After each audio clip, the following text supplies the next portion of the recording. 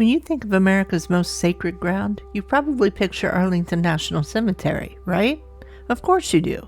But long before Arlington's White Rose marched across the Virginia hills, another cemetery was already handling the heartbreaking business of burying the nation's fallen. And here's the wild part. It's right in Washington, D.C., where almost nobody notices it. In 1861, the First Battle of Bull Run has just turned Washington upside down. The capital is drowning in wounded soldiers, and suddenly the government has a grim, urgent problem. There is nowhere to bury the dead. So in July 1861, the U.S. military asylum stepped in and offered up about 6 acres of its land.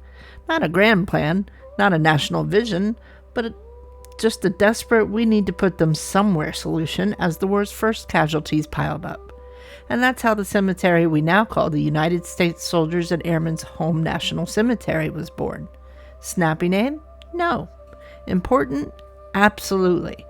It predates Arlington by nearly 3 years, and while it wasn't officially a national cemetery yet, the system wasn't created until Congress passed legislation in 1862. It became the prototype, the first draft. The place where the nation unintentionally began learning how to honor its war dead. The burials came fast, too fast. By 1864, the cemetery was nearly full, and the government realized it needed something bigger, more permanent, which is when the Arlington estate became the next chapter in this story. Today, over 14,000 veterans rest on this quiet hillside. But this place isn't just Arlington's forgotten older sibling. It helped shape one of America's most meaningful traditions. Buried here is Major General John A. Logan, Commander-in-Chief of the Grand Army of the Republic. In 1868, he issued General Order No. 11, calling for May 30th to be set aside as a national day to decorate the graves of fallen soldiers.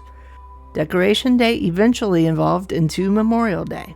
So yeah, you can thank this cemetery for your barbecues, your ceremonies, your long weekend, and most importantly, the tradition of remembering our fallen. So what other major pieces of history are hiding in plain sight right where you live? Drop your favorite forgotten fact in the comments. And if you love uncovering the stories your textbooks skipped, hit that subscribe button and stick around. The Soldiers and Airmen's Home National Cemetery may live in Arlington's enormous shadow today, but it was a crucial beginning, a battlefield necessity that became the earliest blueprint for a national tradition of honor.